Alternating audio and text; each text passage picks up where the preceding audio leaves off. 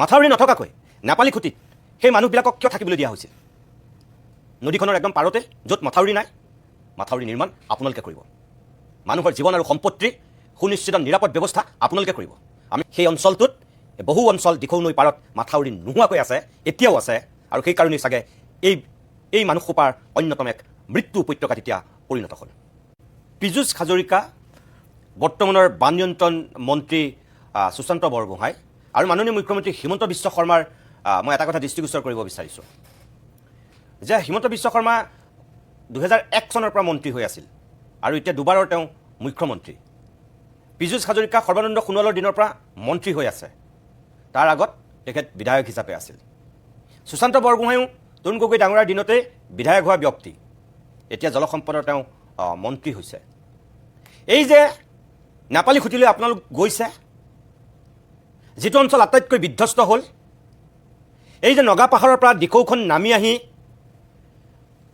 য'ত খুন্দাটো মাৰিলে, এতিয়া তাত মাথাউৰি আছিলনে? তাত মাথাউৰি নিৰ্মাণ কৰিছিলেনে?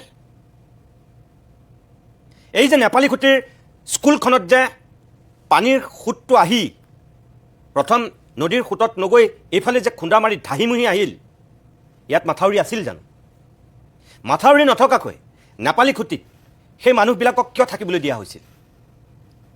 নদীখনৰ একদম পাৰতে য'ত মাথাউৰি নাই। এই যে শ শ গৰু মানুহ চকুৰ আগতে যে উটি গ'ল নেপালী খুঁটিৰ সেই অঞ্চলটোত, আজিলৈকে মাথাউৰি কিয় নাই দিখৌ নৈ পাৰত? আৰু মাথাউৰি নথকাৰ পিছত ইমানখিনি আপোনালোকে চৰকাৰৰ মুৰব্বী হিচাপে থাকি আপোনালোকে কিয় সেই কথাটো চিন্তা নকৰিলে যে ওপৰৰ পৰা যদি কেতিয়াবা পানী এনেকৈ ধাহি মুহি আহে, তেনেহ'লে এই নামনিত থকা এইফালৰ অঞ্চলৰ মানুহৰ কি বিপৰ্যয় হ'ব এবাৰো এখন চৰকাৰে নাভাবিলেনে?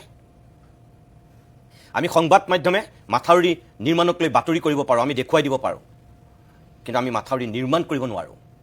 মাথাউৰি নিৰ্মাণ আপোনালোকে কৰিব। মানুহৰ জীৱন আৰু সম্পত্তিৰ সুনিশ্চিত নিৰাপদ ব্যৱস্থা আপোনালোকে কৰিব। আমি মানুহৰ জীৱনলৈ অহা দুৰ্যোগৰ কথা ক'ব পাৰোঁ, বিভীষিকাৰ সম্ভাৱনাৰ কথা আমি দেখুৱাব পাৰোঁ, তাতকৈ আমি একো কৰিব নোৱাৰোঁ।